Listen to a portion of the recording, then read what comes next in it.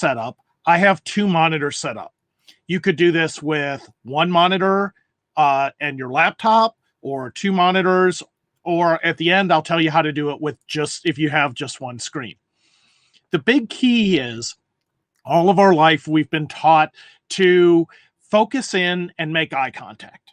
Make eye contact, shift eye contact. When you're facilitating a big room, you want to make sure, or presenting, you want to make sure that you're making eye contact with as many people as possible. And then we go into the virtual world. And what happens? We have all of these screens up and everybody there, but we're making eye contact with the image of a person, not them. So what ends up happening is if I'm looking over and making great eye contact with the people who are in my virtual room, I'm not actually talking directly to them.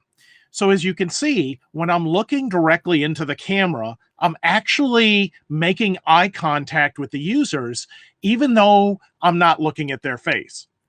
And what this means is I then have to use my peripheral vision to kind of read body language, read gestures.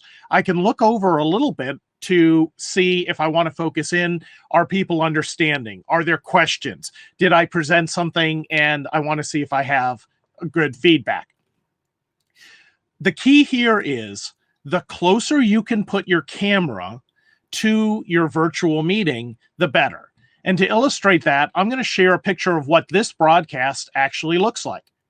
So as you can see here, in the center, I have my Logitech camera on a tiny tripod positioned in between two monitors, but not overlapping, so I can still hear so I can still see the screens. And what I've done is I've positioned the HAPS broadcast studio that I'm using to record this. I'm positioning the video as close to the camera lens as I can. That way I can keep an eye on my audio levels. I can keep an eye on the chat window. So hello, Michael. I see that he said hello and is joining. And if there's other people in the studio with me, or if this is a virtual meeting, if I can split the room so that the camera's in the middle, every time I'm looking towards the center, people are going to feel that I am making eye contact. And I really noticed this one evening when I was on a different setup and we were having just a simple game night using Zoom at that time. And people were saying, why aren't you looking? Why aren't you paying attention?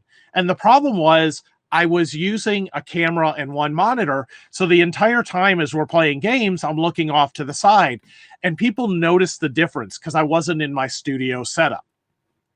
This is really easy to do if you only have one monitor. What you can do is position your camera at the center, but you want to have it as close to eye level or just slightly higher than eye level. And if that's the case, what I want to do is switch, and I want to put my broadcast window high and at the top of my monitor where the camera is, so that I'm looking up at people's pictures, but closer to the camera so it looks like I'm making eye contact. This is a real easy way to gain support, gain confidence in your audience. Not very expensive to do. The monitors that I have pictured here, they're both HP monitors I picked up on sale for $120 each. But even if you have your laptop, why not boost it up so that your laptop camera is at eye level? It'll be better and reduce neck pain and neck stress. Also, it will help with making better eye contact with the audience.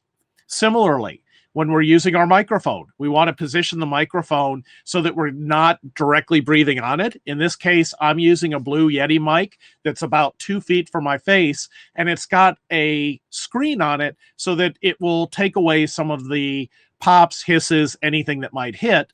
And if I'm using my headset mic, in this case, I have a Sennheimer thing, what I'm actually going to do is I'm going to position the mic and the headset at the bottom of my chin so it picks up the voice. If I position the mic right in front of my mouth or my nose, if I was using this, you would start picking up more of a breathing sound. And my secret hook on my cheap homemade office is simply a giant binder clip clipped to the shelf to hold on to it.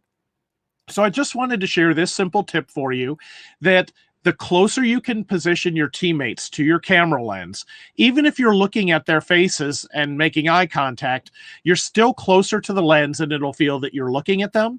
Try this out. Try this in a few meetings and see if the results you get are better than the ones you might have gotten elsewhere. So this was just a really quick tip I wanted to throw up today. Hope you all are staying safe and staying healthy. Please join back. I'll be on again.